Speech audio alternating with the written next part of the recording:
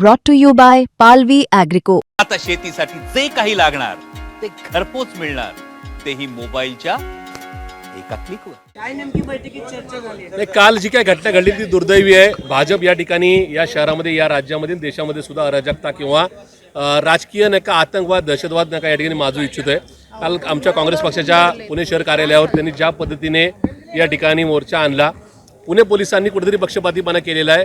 पुणे पोलिसांनी 100 मीटरच्या पलीकडे त्यांना अडवायला पाहिजे होतं, पण पुणे पोलिसांनी आमच्या प्रवेशद्वारापर्यंत म्हणजे सीमा भिंतीपर्यंत त्यांना परवानगी दिली.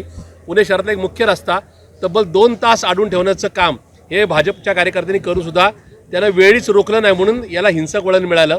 आणि अशा परिस्थितीमध्ये काल आमच्या कार्यकर्त्यांना या ठिकाणी दगडफेक होऊन त्यांची डोकी फुटल्यानंतर सुद्धा आमची तक्रारीची ज्या काय सर्वातली FIRची नाही का जी कॉपी आम्हाला मिळणं अपेक्षित होतं, त्याच्यामध्ये माननीय महापौरांचं नाव याच्यातून वगळण्यात आलेलं आहे.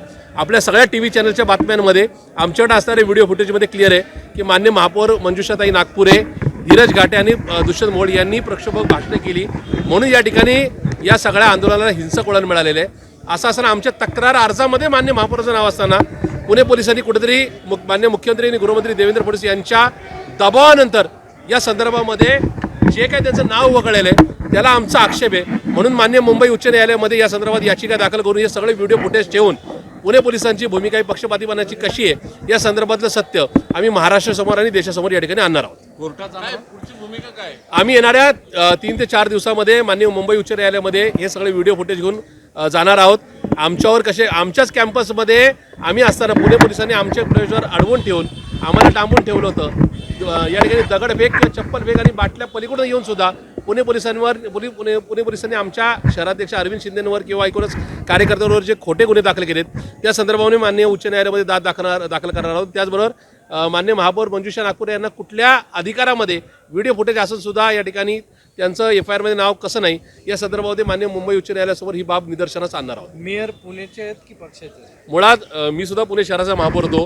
महापौर हे कधी म्हणजे आमच्या पक्षांनी कायम आम्हाला या संदर्भामध्ये ते संस्कार शिकवले की आपण पुण्याचे किंवा राज्याच्या कुठल्या किंवा देशातल्या कुठल्याही महापालिकेचे महापौर असताना पक्षाच्या आंदोलनामध्ये यायचं नाही. आपण फक्त या ठिकाणी सार्वजनिक कार्यक्रमामध्ये नाही का या ठिकाणी हजर राहायचं. दुर्दैवाने पुण्याच्या महापौर झाल्यानंतर 7व्या दिवशीच या संदर्भामधला हा सगळा संस्कार विसरला. त्याच्यामुळे कुठेतरी त्यांना राज्य सरकारने, केंद्र सरकारने आणि खुद्द त्यांच्या पक्षाने त्यांना या संदर्भात समज देण्याची गरज आहे असं माझ्यासारख्या कार्यकर्त्यांना वाटतं.